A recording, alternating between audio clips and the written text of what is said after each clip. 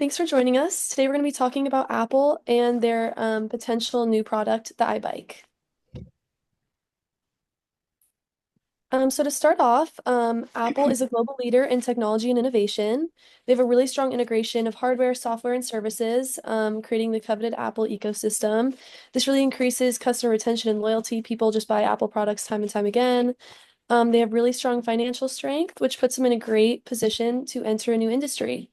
The e-bike industry, the market's expected to grow rapidly, projected to reach 46 billion by 2026.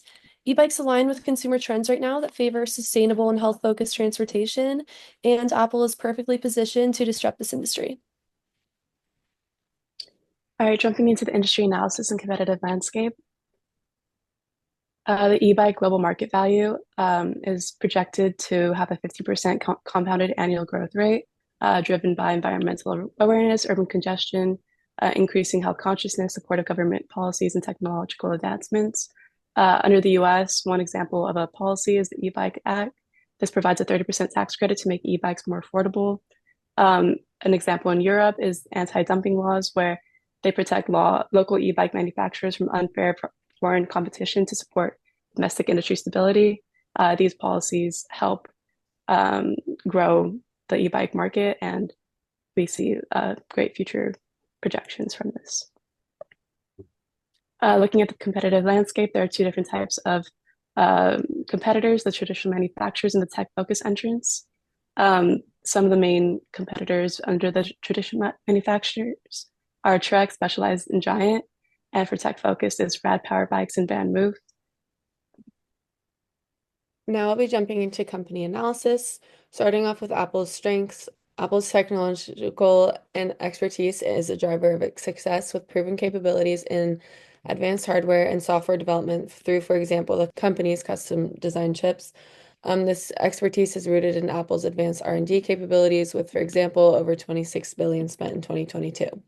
Apple's financial resources further solidify its strength. As of 2024, the company held 65.171 billion in cash reserves, providing flexibility for new investment and innovation. Going into brand loyalty, also, Apple benefits from strong brand loyalty and extensive global network. The customer retention rate has remained above 90% over the past 3 years. Apple additionally has a strong global network with 2.2 billion iPhones sold globally since 2007 and 8 operational data centers worldwide. Apple's global reach supports both its retail and service networks. Going into Apple's competitive advantage, it's driven by its integration of the e-bike into the Apple ecosystem, its sleek design, and premium pricing strategy. The e-bike will connect seamlessly with Apple's existing products while additionally offering unique features such as health monitoring. The Touch ID enables start functionality and tracking through the Find My network. The e-bike will also reflect Apple's signature aesthetics inspired by designer Jony Ive, known for thin, light, and minimalistic designs. This will contribute to the brand's loyalty and reputation. The e-bike's premium pricing strategy will align with Apple's strategy of offering high demand products with exclusive features. Going into enhancing value with add-ons, Apple's e-bike will benefit from effective complements within the ecosystem, like integration with Apple devices, features tailored by Apple AI, and the e-bike will also offer optional add-ons such as interchangeable tires, wireless phone charging mounts, and solar-powered battery panels, and more to create additional revenue streams. Lastly, the company is committed to becoming carbon neutral across its business, supply chain, and products by 2030. This dedication to sustainability resonates with eco-conscious consumers and positions Apple as a leader in corporate responsibility. Despite strengths, Apple faces challenges in entering the e-bike industry, lacking manufacturing experience in bicycles, along with supply chain and specific consumer knowledge. But we will cover these strategies in the next slide. Our strategic recommendations and justifications for its launch. We're going to be focusing on 4 key recommendations. The first being how we're going to position the iBike as a premium product.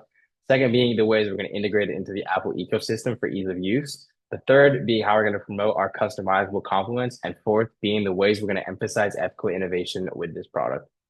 We're going to start off by talking about the iBike being a premium product. Apple is very well known for its premium innovative products.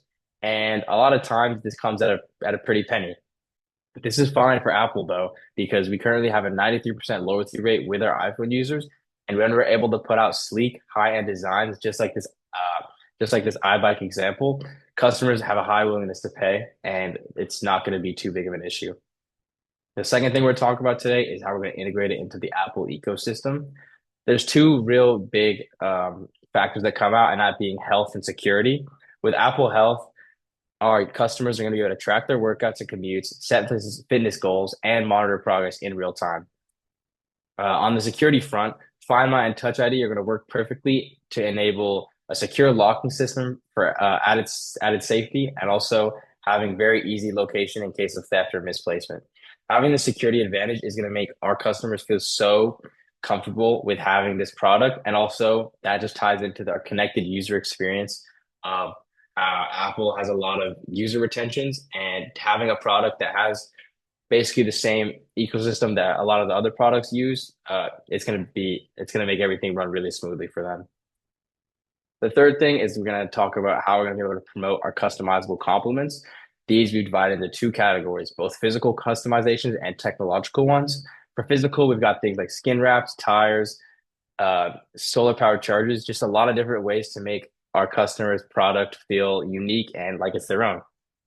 For technological side, this comes with a couple more advanced metrics that are possible for customers if they want them. These include things like a biometric sensors. One thing that we thought would be a really good idea for on the technological front was to come up with a subscription service. It offers some of the things like on screen, like a holographic navigation display, and this is just a really good way for Apple to be able um, to create a constant cash flow coming out of the iBike. So we're able to increase development and kind of just keep plugging away to make this product better and better in the future. And based on our research, customers, they just love customization.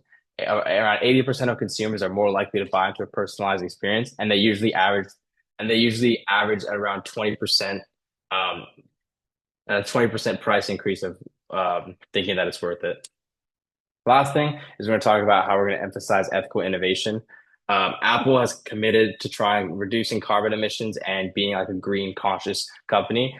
And so one way we're going to be able to really do this is by using sustainable materials. We're going to be using things like recycled aluminum frames and eco-friendly battery technology.